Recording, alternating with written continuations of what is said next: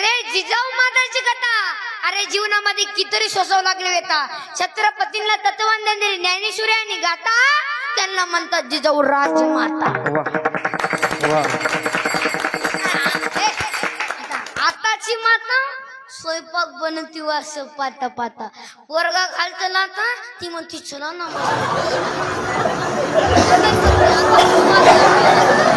जो मुलाला संस्कार द्यावं वास्तव खेळत आता काय पण जमत का. उगा स्वरांचं निर्माण नाही झालं. कशावरती माता माझी जाऊने हो